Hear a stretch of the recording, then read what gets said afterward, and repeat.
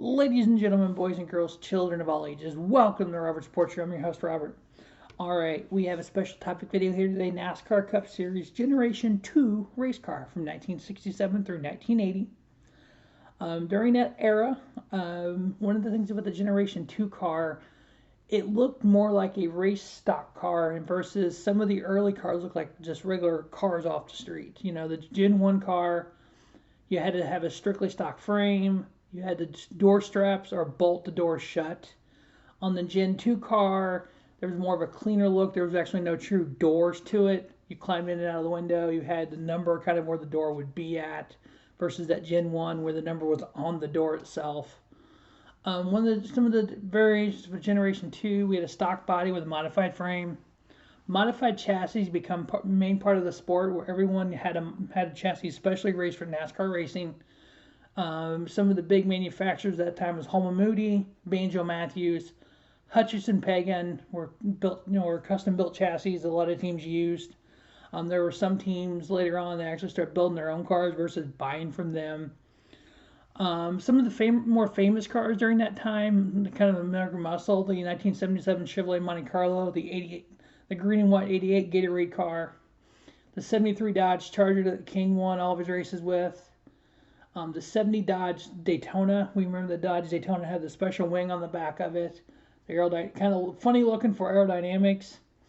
And then the 1967 Ford Fairlane. Due to the unibody construction of a stock vehicle, NASCAR allowed the purpose-built race chassis for safety. You figure in the '60s and through current day, a lot of the manufacturers will build a car with a unibody, which basically means it bolts together. There is no frame. And so NASCAR needed a frame, so that's when they came, purposely built frames for the NASCAR Cup cars. And that's what makes the next gen car even just that much, I won't say better, but cheaper for the teams is you go to somewhere, you actually purchase the pieces, you put it all together. Versus in this Gen 2, Gen 3, and on cars where we're building a frame, well, Team A builds a frame, Team B buys a frame from Team A. Now Team B goes, how can we manipulate this frame to stay within the rules, but to help us do what we want to do? Now you have these engineers spending hundreds of millions of dollars figuring out how to take a whatever and manipulate it to work better and stay within the rules. And so with the next gen car, we wanted to kind of get away from the manipulation of parts. Everyone has the same equipment. I know people were worried it's going to be like the IROC series or like the SNX series, but I don't think it will. I think it's going to help overall because, the cream of the crop drivers are going to rise to the top. They always do. The teams that, put time and effort and have sponsorship and money, they're going to rise to the top as well. You're going to have people that, the Hendricks of the world, the Gibbs, they're still going to win. I think in the first year, you might have a surprise team like a JMS, Richard Petty Motorsports, or somebody like that get a win that maybe not normally would have. Be like, whoa, what just happened, But that's what I like about reviewing these older, especially generation of cars. You can kind of see what drivers drove well in what cars, The Gen 2 covered basically the 70s and 80s, 1967 through 1980. 519 races, 673 different drivers, 32 different winners. So 673 different drivers made at least one start in the Cup Series. 10 drivers had 10 wins, 6 drivers 20 wins, 5 drivers with 30 wins, 4 drivers with 50 wins, and 1 driver had over 100 wins. We all know who that was. The first race for that car was January 22nd, 1967 at Riverside, California. Winner Parnelli Jones.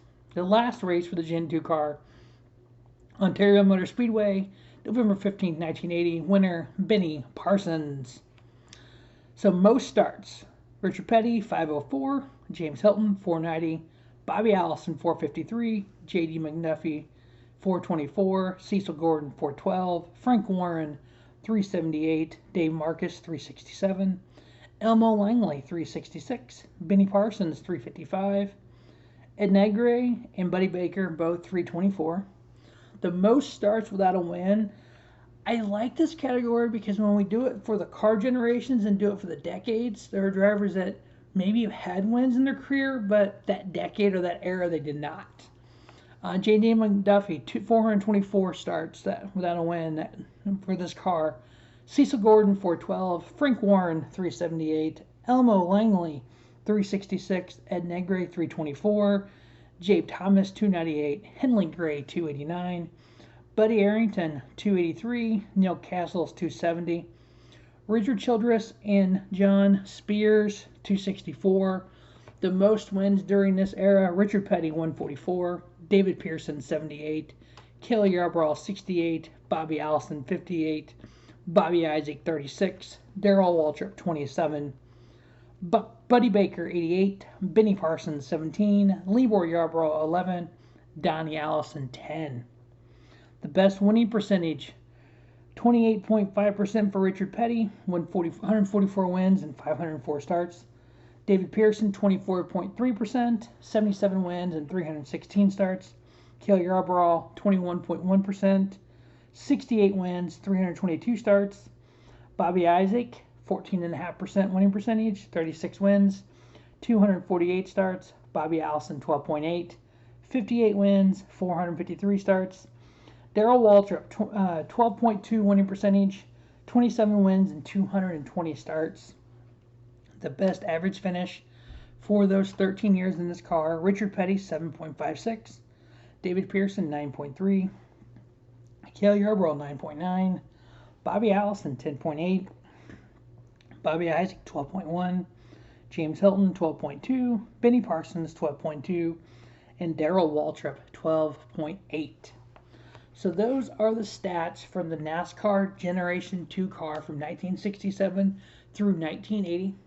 Stay tuned to Robert Sports Show as we do Gen 3, 4, 5, and 6 as we get ready for the next gen at Daytona 2022.